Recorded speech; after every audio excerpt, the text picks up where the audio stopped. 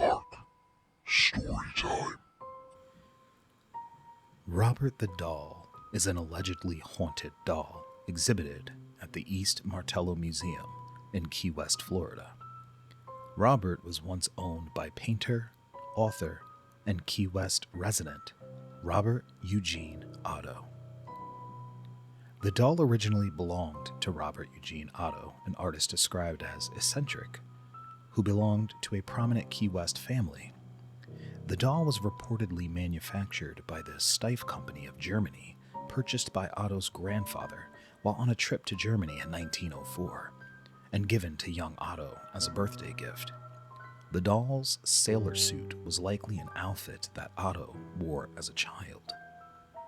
The doll remained stored in the Otto family home at 534 Eaton Street in Key West while Otto studied art in New York and Paris.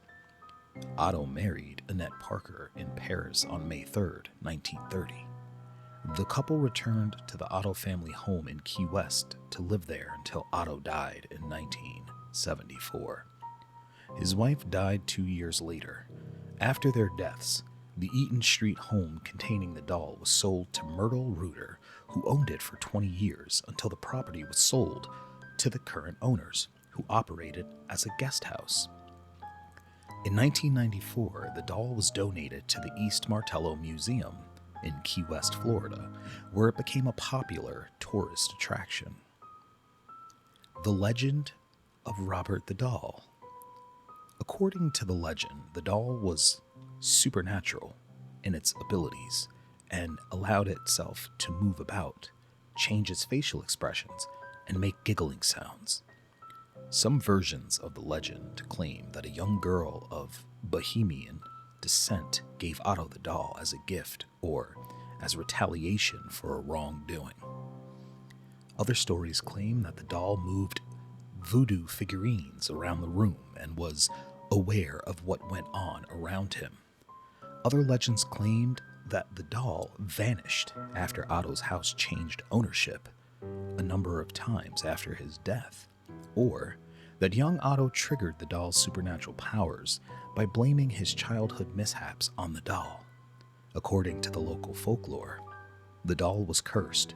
Car accidents, broken bones, job loss, divorce, and a cornucopia of other misfortunes. And museum visitors supposedly experienced post-visit misfortunes for failing to respect Robert. Annabelle is an allegedly haunted Raggedy Ann doll, housed in the now closed occult museum of the paranormal investigators Etta Lorraine Warren. Annabelle was moved there after supposed hauntings in 1970. A supposed character based on the doll is one of the antagonists that appear in the Conjuring universe. According to the Warrens, a student nurse was given the doll in 1970. They said that the doll behaved strangely and that a psychic medium told the student that the doll was inhabited by the spirit of a deceased girl named Annabelle. The student and her roommate tried to accept and nurture the spirit-possessed doll, but the doll reportedly exhibited malicious and frightening behavior. It was at this point that the Warrens say they first contacted them, moving the doll to their museum after pronouncing it demonically possessed. The doll remained in a glass box at the Warrens' Occult Museum in Monroe, Connecticut, until the museum's closure over zoning violations. Texas State University Assistant Professor of Religious Studies Joseph Laycock says most skeptics have dismissed the Warrens Museum as full of the shelf Halloween junk, dolls and toys, books you could buy at any bookstore. Laycock calls the Annabelle legend an interesting case study in the relationship between pop culture and paranormal folklore, and speculates that the demonic doll trope popularized by films such as Child's Play, Dolly Dearest, and The Conjuring likely emerged from the early legends surrounding Robert the Doll, as well as from Twilight Zone episode released 5 years prior to the Warren story entitled Living Doll, in which the character of the mother is named Annabelle. Laycock suggests but the idea of the demonically possessed dolls allows modern demonologists to find supernatural evil in the most banal and domestic of places. Commenting on publicity for the Warrens Occult Museum coinciding with the film release of The Conjuring, science writer Sharon A. Hill said that many of the myths and legends surrounding the Warrens have seemingly been of their own doing, and that many people may have difficulty separating the Warrens from their Hollywood portrayal. Hill criticized sensational press coverage of the Warrens Occult Museum and its Annabelle doll. She said, "Like real-life Ed Warren, real-life Annabelle is actually far less impressive." Of the supernatural claims made about Annabelle by Ed Warren, Hill said, "We have nothing but Ed's word for this, and also for the history and origins of the objects in the museum." The doll was also described in Gerald Brittle's 1980 biography of the Warrens, The Demonologist. The Busby's Stoop Chair, or the Dead Man's Chair, is an oak chair that was supposedly cursed by the murderer Thomas Busby before his execution by hanging in 1702 in North Yorkshire in the United Kingdom.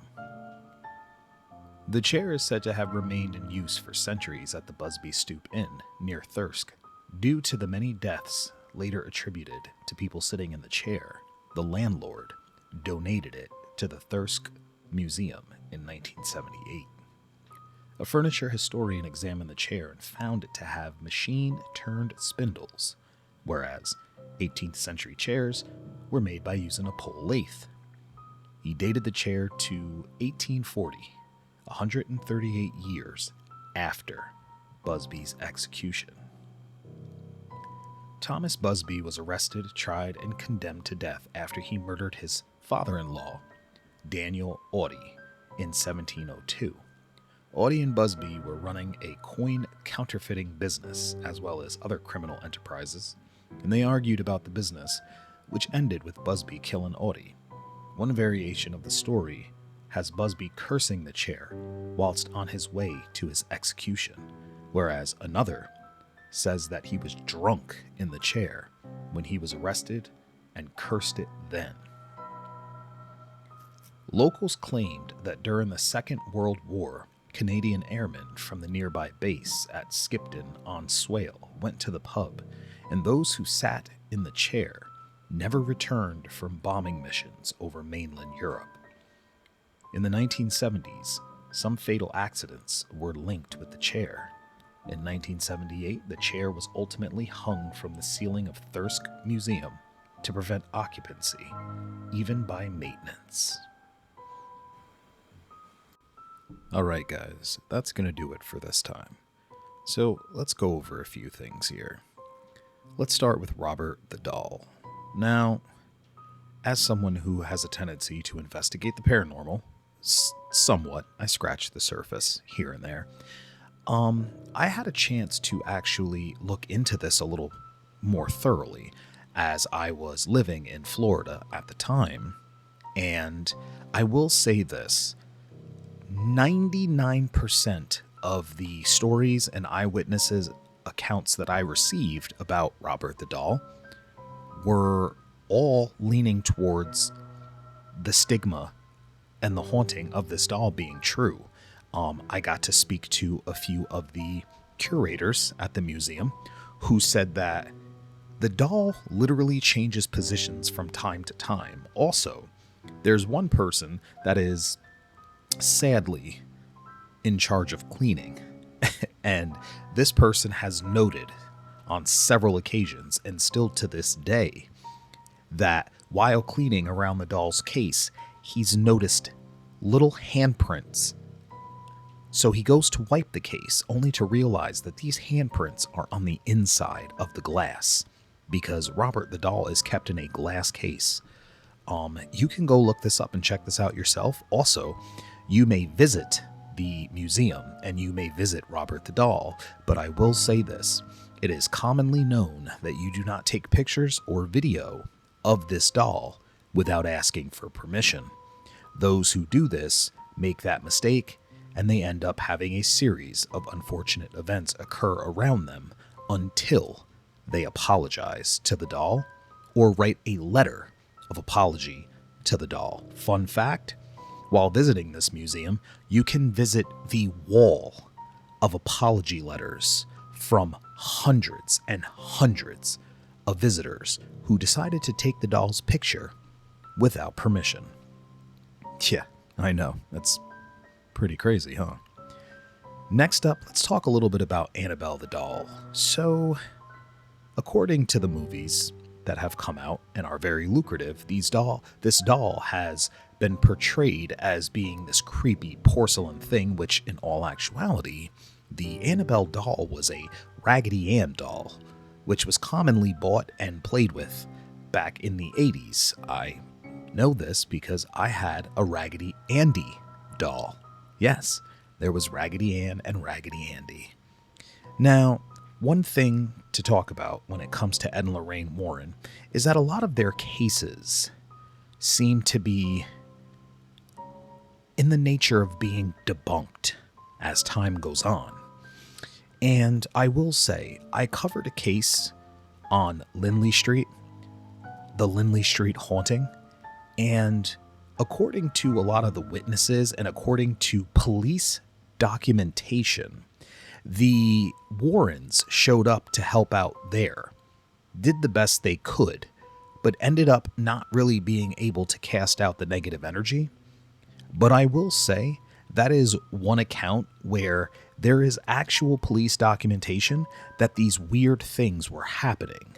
Now, as time went on and controversy began to set in, some of the participants that were in the situation started to come forward and say things like they think maybe it was a hoax, when in reality, there are many, many witnesses and bystanders who saw these weird things happening. The thing to remember about the Lindley Street case is that it was one of the rare cases and hauntings that allowed the public in to view it for themselves. Now, you tell me how they fake that in front of all those skeptics. And last but not least, the Busby stool. So, during a time of war, many people are going to die from many circumstances. I mean, if you're being sent on bombing missions, there's a 90% chance you're not going to make it back. So, did these men die because they sat in the chair, or did they pass away because that was the nature of the beast? I don't know. You guys let me know. I'm a little all over the I'm all over the yard about it, but you guys let me know what you think down in the comments. But that's going to be a wrap. I appreciate you for stopping by. Please hit the sub button. Help this community grow. Expand the Dark Storytime family. Hit the bell. Make sure you're notified all the time for all the content that I upload. And as a rule of thumb on this channel, I give you one piece of advice to take away. Always remember to leave a light on.